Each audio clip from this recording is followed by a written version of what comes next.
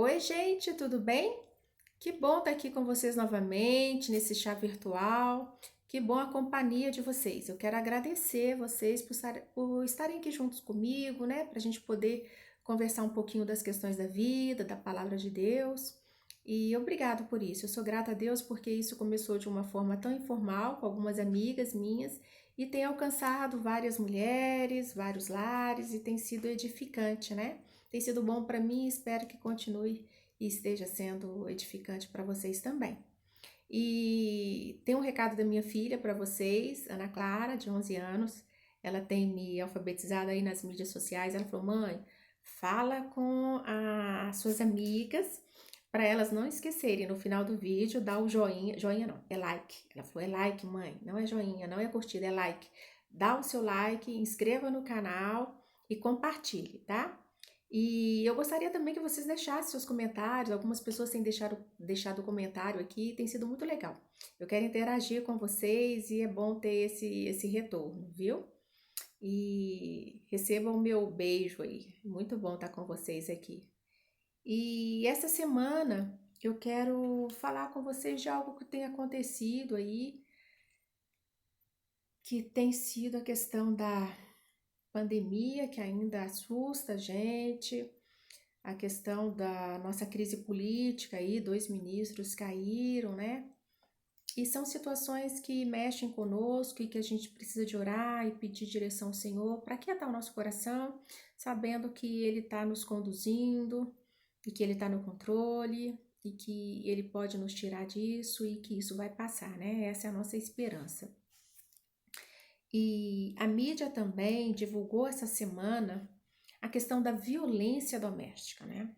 A violência contra a mulher, em particular contra a mulher, né, que tem sido grande nesse momento de pandemia. E ao ler isso e ao ouvir isso nas mídias, meu coração se compadeceu, né? Eu fiquei pensando no Senhor. O Senhor, quando ele pensou na família, ele não pensou que fosse estabelecer a família para ser um lugar onde as pessoas iriam se agredir, né? Iriam se agredir fisicamente, emocionalmente, né? Até espiritualmente, né? E que não fosse um lugar de abuso, muito pelo contrário, né? Que a família fosse um lugar de amor, de alegria, um lugar de perdão, um lugar de pedir perdão e de ser perdoado, um lugar de restauração, um lugar que a gente tivesse aconchego, né? E um lugar onde a gente pudesse comunicar, né? Não é aquela comunicação violenta, né? Aquela comunicação onde tem crítica, tem sarcasmo, tem fofoca, tem mentira, aquela comunicação onde tem palavras torpes, palavras que ferem, palavras que desconstroem, palavras que vão desconstruindo o outro de tal ponto e machucando o outro a tal ponto que começa a ir para as vias de fato, né, para a agressão física, né? E isso constrange ao Senhor. E abrindo mais um pouquinho o foco, né, saindo da questão da violência, e a gente sabe que quem vive com isso vive uma situação de opressão, de vergonha, e muitas vezes a pessoa nem fala. Principalmente, gente, em famílias cristãs, né? A gente vê que a pessoa fica com vergonha de falar isso, né? E tanto o agressor fica com vergonha de falar desse pecado dele, quanto a pessoa agredida que fica com vergonha de falar que é vítima disso. Mas tem outras situações na nossa vida que traz constrangimento e vergonha também, que a gente tem vergonha de falar, né? Imagina uma mulher que se prostitui. Ela não vai chegar falando, eu me prostituo, né? Muitas vezes ela luta contra aquilo, ela não quer. Uma pessoa que tem um vício, né? Um vício talvez numa pornografia, uma pessoa talvez que um dia roubou e que ela tem dificuldade, ela rouba as coisas das pessoas, ela tem vergonha, ela luta contra isso e isso a faz sofrer. E tem outros tipos, né, de sofrimento emocional, físico, que as pessoas vivem e elas têm vergonha de falar. Então, a questão que eu queria trazer aqui hoje para vocês são sofrimentos que nós passamos e passamos calado, e são sofrimentos que nos causam vergonha e constrangimento e a gente tem vergonha de falar com o outro. Então, eu quero dizer que a cura, que no Senhor a cura, no Senhor a restauração, no Senhor a graça, no Senhor a vida nova. E eu quero ler um texto aqui da história de Naamã, que era um oficial do exército, muito conceituado, mas ele era leproso. E ele levou para casa dele uma pré-adolescente, uma menina, e essa menina ficou servindo eles lá, era uma menina de Israel, e essa menina apontou o caminho para a cura dele, né? A lepra naquela época era como se fosse um coronavírus, né? Era algo que dava constrangimento, ela era algo que trazia vergonha, era algo que trazia isolamento, né, de outras pessoas. E eu vou ler aqui rapidamente a história, que está lá em 2 Reis. Eu vou ler de 1 até o 3, que diz assim: Naamã, comandante do exército do rei da Síria, era grande homem diante do seu senhor e de muito conceito, porque por ele o Senhor dera vitória à Síria. Era ele herói de guerra, porém leproso. Saíram tropas da Síria e da terra de Israel levaram cativa uma menina que ficou ao serviço da mulher de Naamã. Disse ela à sua senhora: Tomara o meu senhor estivesse diante do profeta que está em Samaria, ele o restauraria da sua lepra. Que interessante essa história, né? Essa história, quem quiser continuar lendo, ela relata que Naamã, ele escutou a história, né? A menina falou com a mulher dele, e a mulher dele falou com ele, e ele considerou e foi falar com o rei da Síria. O rei da Síria mandou ele falar com o rei de Israel, e se vocês lerem, vocês vão ver que o rei de Israel falou assim: o que ele tá achando que eu sou? Eu não tenho condição de curar, sou eu Deus, né? E o profeta Eliseu ouviu a história. O profeta era aquele que a menina falou, né? Se ele for lá em Samaria, tem um profeta que vai curá-lo. E o profeta, quando viu que o rei rasgou as suas vestes, o profeta falou assim: não, traz ele aqui.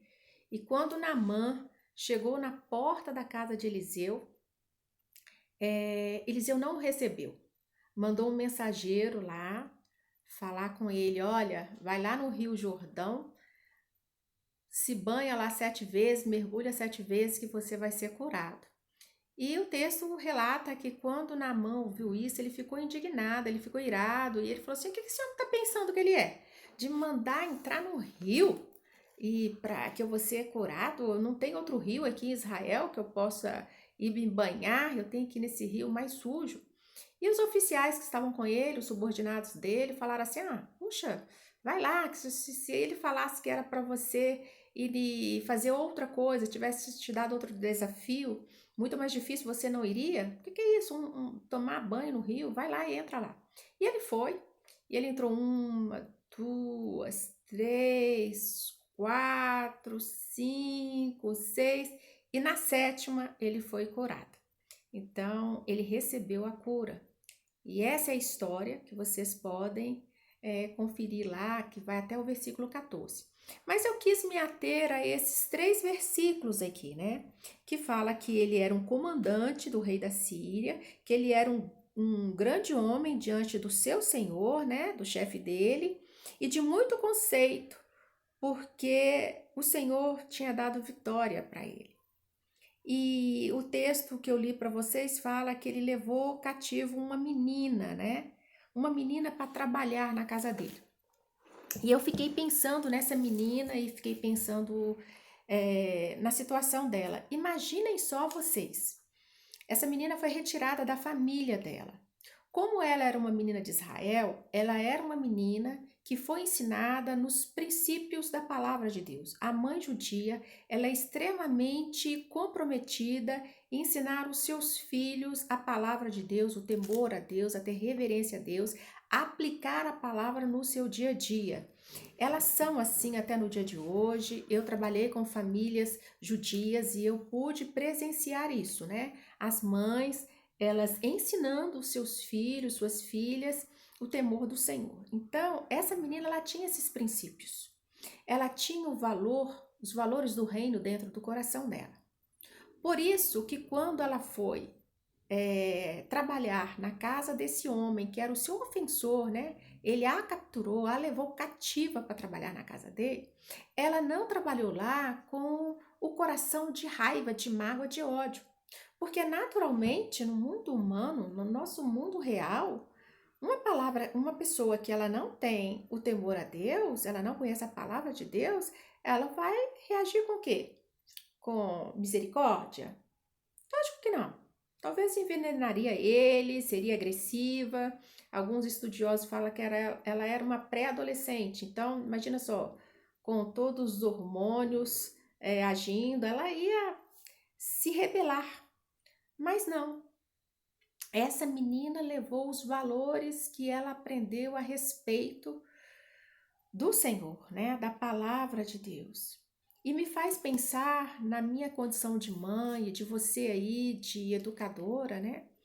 Pensando, nós temos ensinado os nossos filhos a respeito da palavra de Deus. São os princípios e os valores do reino de Deus que norteiam a nossa educação, o nosso direcionamento para os nossos filhos, que norteiam os nossos relacionamentos, né? Como estão os nossos relacionamentos dentro de casa, né? E essa menina me chama a atenção também que quem a educou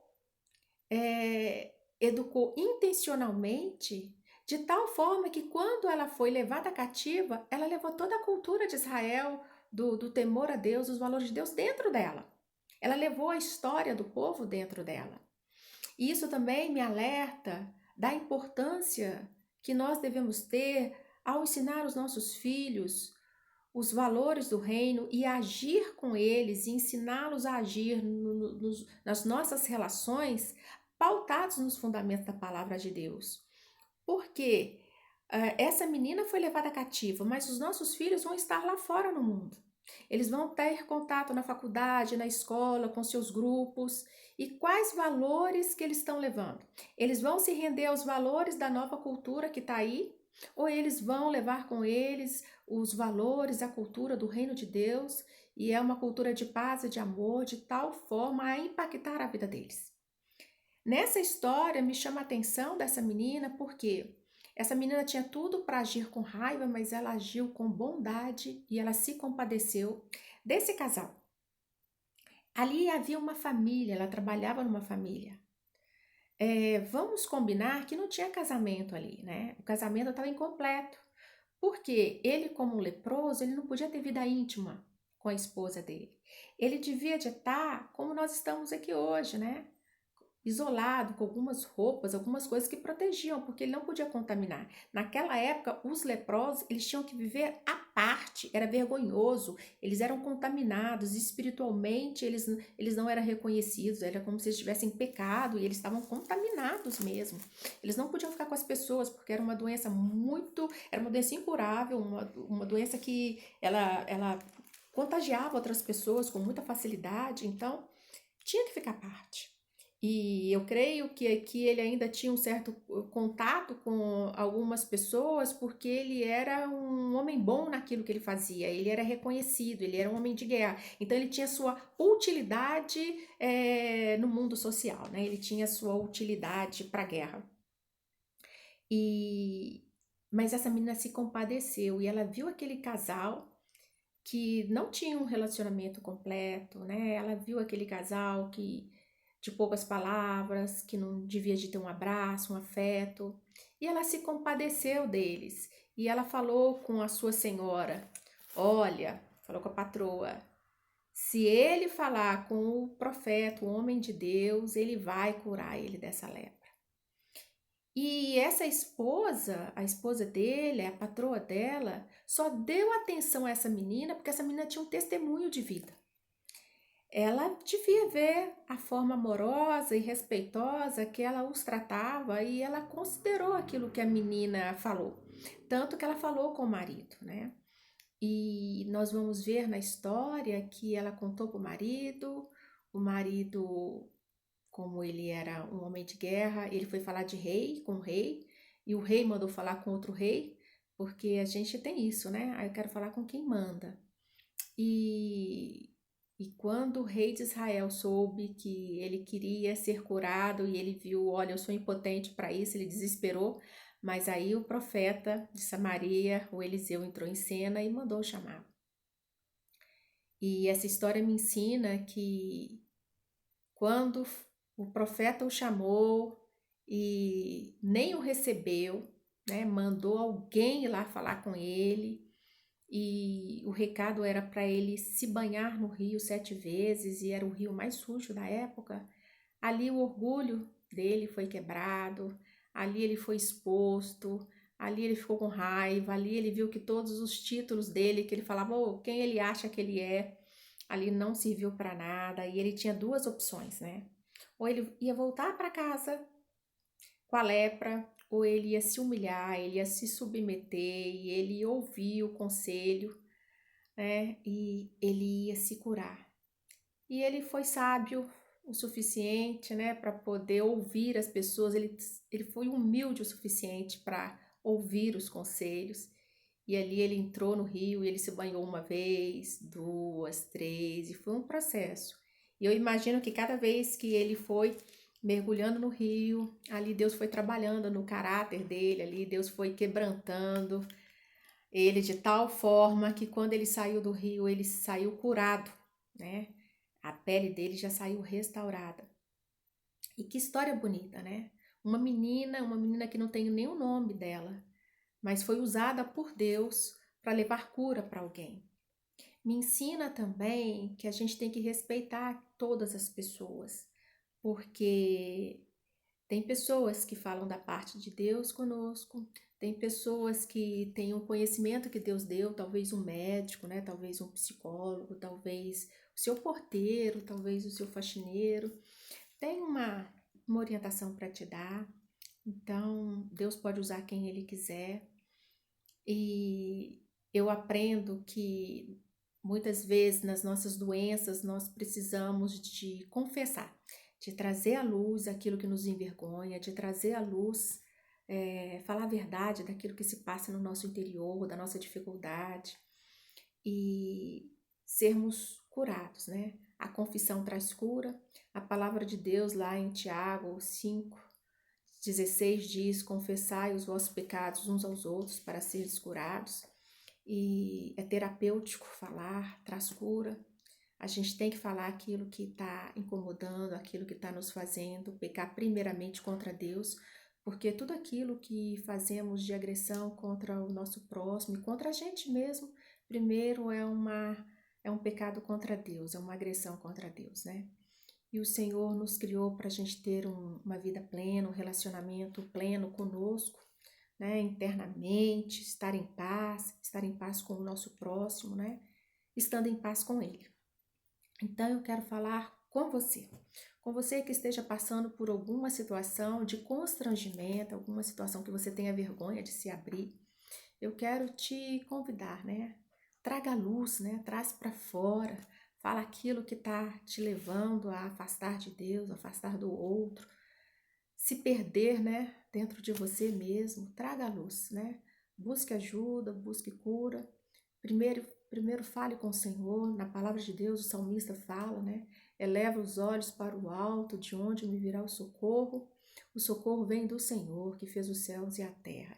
Então, que o Senhor seja o seu primeiro socorro, né? Que você possa confessar para Ele aquilo que vai aí dentro do seu lar, aquilo que vai dentro de você, aquilo que você tem sofrido, aquilo que você tem feito, né? E aquilo que está em desarmonia com o Senhor e com o seu próximo e com você mesmo. Traga a luz, peça ajuda, não tenha vergonha, porque Naamã, nessa história aqui, ele ouviu uma empregada, né? Mas era alguém que conhecia um Deus que podia curar. E eu quero te dizer, né? Peça ajuda, peça sabedoria do Senhor, que o Senhor te coloque na hora certa, com a pessoa certa, com as condições certas para você ter a cura. Algumas vezes a cura basta uma confissão e uma oração. Algumas vezes você vai precisar de uma ajuda de um terceiro. Algumas vezes você vai precisar de ajuda de outros recursos, né? Mas não tenha vergonha, né? Se exponha ao processo de cura. E eu quero te contar uma história que aconteceu, inclusive, na minha vida. Eu tinha a minha vida sentimental, era uma vida destruída, eu tinha muita dificuldade na minha vida sentimental, eu só me envolvia com homens que eu não podia apresentar na sociedade, eram relacionamentos que me traziam muita vergonha. E antes de conhecer o Senhor, eu fiz trabalho, fui no centro espírita, fui no cartomante buscando ajuda, porque eu era bem sucedida em todas as áreas, outras áreas da minha vida, mas a minha vida sentimental era um terror.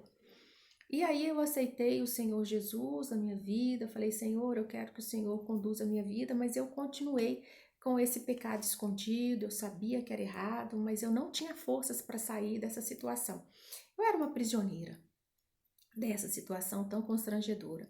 E um dia, a única pessoa que sabia era minha mãe, ela chegou para mim e falou, Adriana, peça ajuda ao Espírito Santo. E é ele que convence a pessoa, né, do pecado, da justiça, do juízo, é ele que aqui na terra está aqui para trabalhar nos nossos corações, mudar as circunstâncias, ele pode restaurar, te ajudar nesse processo. E eu lembro que eu falei com ela, mãe, não, eu tô cansada, eu falo é com Deus, eu quero falar com quem manda, e eu falo é com Deus. E ela falou, não, Adriana, o Espírito Santo é Deus também, e ele tem a missão dele. E a minha mãe me ensinou a respeitar, né? A respeitar a Trindade, né? Deus Pai, Jesus e Espírito Santo, cada um com sua missão, cada um com sua atribuição. E eu considerei aquilo que ela falou, e na mesma semana eu fui procurar um homem de Deus, um homem que eu sabia que tinha uma vida com Deus, e lá eu contei para ele aquilo que estava acontecendo na minha vida. Foi um momento muito difícil para mim, que imagina só, ninguém sabia disso, e você chegar para um homem que tem idade de ser seu pai e falar com ele assim, olha, eu tenho relacionamentos indevidos com alguns homens, é difícil isso, né? E eu falei com ele, eu não tive vergonha de falar, porque eu queria ficar livre daquilo. Na hora que a gente tá desesperado para cura, a gente busca todos os recursos. E eu falei, não, se esse é o caminho, eu quero falar com alguém que pode orar junto comigo. E eu sei que ele pode me dar uma resposta do que está acontecendo. E eu perguntei para ele. Eu lembro que eu fui na casa dele, era um sábado. A gente foi lá pro meio da piscina, na varandinha dele, conversar, e tava um dia muito bonito. E eu lembro que eu contei a história, e depois que eu contei toda a história, ele me ouviu atentamente, eu falei com ele assim, olha, me fala, isso é maldição, isso é um trabalho feito, é destino, né? É uma sina que eu tenho na minha vida. O que é isso que está me acontecendo? Porque eu não quero isso para minha vida e só me acontece isso. E ele olhou para mim firmemente e ele falou assim, nem eu sei. Gente, quando ele falou comigo assim, nem eu sei, naquela hora era como o chão tivesse aberto e foi aquele segundo que parecia uma eternidade. E eu falei, puxa, eu pensei, né, nem ele sabe. Mas ele virou para mim e falou assim, mas eu conheço uma pessoa que sabe. Eu falei, quem? Ele falou assim, Jesus. Quando ele falou assim, Jesus, né, eu me surpreendi. Ele falou assim, Jesus pode mudar a sua história. Nessa hora, gente, o dia estava tão lindo, mas de uma forma sobrenatural veio um vento e as nuvens começaram a se mover e despencou do nada uma chuva. O céu ficou escuro e teve uma chuva que nós tivemos que ir para dentro da casa dele. E quando chegamos lá no escritório, dentro da casa dele, ele falou comigo assim, Adriana, eu vou te dar duas histórias. Uma é de uma mulher com mais de 40 anos, que ela não tinha um casamento para ela, mas ela tanto orou, tanto insistiu, que Deus deu um viúvo para ela. Eu falei, misericórdia, falei com ele. Custando a pegar um marido, vai me dar um viúvo, aí ele vai ficar lembrando da ex-mulher, eu não quero isso não, falei com ele. Ele riu e me contou outra história. Outra história de uma mulher, que ela era uma moça, que ela era noiva, mas ela abriu mão do noivado para ser uma missionária e dedicar a vida a Deus. E eu falei, misericórdia, assim também não quero não. Não, eu quero é casar, eu quero ter um marido, quero ter uma família. Ele falou comigo assim, eu não sei o que Deus vai escrever na sua história, mas nós vamos orar e que Jesus possa fazer a obra e que o Espírito Santo possa ir trabalhando na sua vida e te dando a resposta que você quer e te dando a solução que você veio buscar. Aí ele falou comigo assim, deixa Deus agir na sua vida. E ele orou comigo. Queridos, eu posso dizer que eu saí dali, eu saí aliviada, porque eu trouxe à luz aquilo que me incomodava, eu orei e saí assim com a alma leve. E eu vou falar com vocês, eu não casei no outro dia, não casei um mês depois, mas foi um processo. Da mesma forma que Naamã entrou no rio 7 vezes e foi um processo para cura, eu também. O Senhor precisou, né, de tratar o meu coração, tratar as minhas emoções, me curar fisicamente. E depois o Senhor reescreveu minha história e me deu um casamento. E é interessante porque quando eu casei em 7 meses, né? Então foi bem rápido. Eu vi meu marido 7 vezes. Depois eu conto a história para vocês. Mas eu quero dizer para você que há cura. No Senhor Jesus há cura. O Espírito Santo pode fazer maravilhas. O mesmo Deus que fez maravilhas na minha vida, que fez na vida de Naamã, pode fazer na sua vida também. Então o meu convite é: não fique calada. Não fique calado. Traga a luz, traga para o Senhor aquilo que está te constrangendo, aquilo que te envergonha, aquilo que está em secreto, né? Quem gosta de segredos é Satanás. Satanás, ele sempre vai operar com a escuridão, daquilo que está escondido. Mas Jesus não, ele trabalha com a verdade, com a luz. E o Espírito Santo pode te capacitar, né? Te capacitar a você falar a verdade, confessar para outra pessoa, buscar ajuda necessária com outra pessoa, há profissionais para isso, que pode te ajudar, pessoas do Senhor, né? A gente está num período de coronavírus, mas você pode ligar para alguém, você pode pedir ajuda, tá? Não fique sofrendo sozinho, a cura para você, tá ok? Da mesma forma que teve para mim, tem para você também. O Deus é o mesmo, o Deus que agiu ontem, ele age hoje e ele age amanhã, ele age eternamente. Se você está nessa situação e se você quiser orar, vamos orar comigo? Feche seus olhos, curve sua cabeça e vamos orar. Senhor, eu quero te dar graças por esse momento, eu quero te dar graças porque o Senhor é um Deus presente, o Senhor é o mesmo Deus que agiu no passado, que age no nosso presente e age no nosso futuro. Pai, tem pessoas nesse exato momento com o coração sofrido, com o coração dolorido, que o Senhor possa, Pai, estar ajudando essas pessoas, que teu Espírito Santo possa visitá-los e capacitá-los, Pai, a trabalhar, trazer para fora, Pai, a verdade, para que eles possam encontrar cura, que eles possam encontrar restauração, que eles possam encontrar redenção em Jesus, através do teu Filho Jesus. Que o Espírito Santo possa ter liberdade, Pai, de agir em cada coração, em cada espírito, em cada vida, Pai. Que o Espírito Santo possa ajudar essas pessoas a encontrarem a cura que há em Cristo Jesus. Pai, eu quero pedir a tua bênção para cada um que está ouvindo esta mensagem. Que do mesmo jeito que o Senhor agiu na minha vida, que o Senhor escreveu uma nova história na minha vida, que o Senhor possa reescrever, escrever uma nova história para a vida de cada um que está aqui ouvindo. É isso que eu te peço, em nome de Jesus. Amém. Amém. Obrigado por vocês estarem aqui. E eu vou fazer um vídeo também, eu vou deixar lá no meu canal, disponível. Semana que vem agora eu vou fazer sobre comunicação não violenta, ajudando a gente a se comunicar de uma forma amorosa, com graça. Isso é algo que tem que ser aprendido, é algo que diariamente também eu tenho que aprender, tá? Eu vou deixar lá e que vocês possam aproveitar. Muito obrigada por ter estado comigo até agora, viu? Um beijo, Deus abençoa e que haja cura para vocês. Beijo, tchau, até no próximo.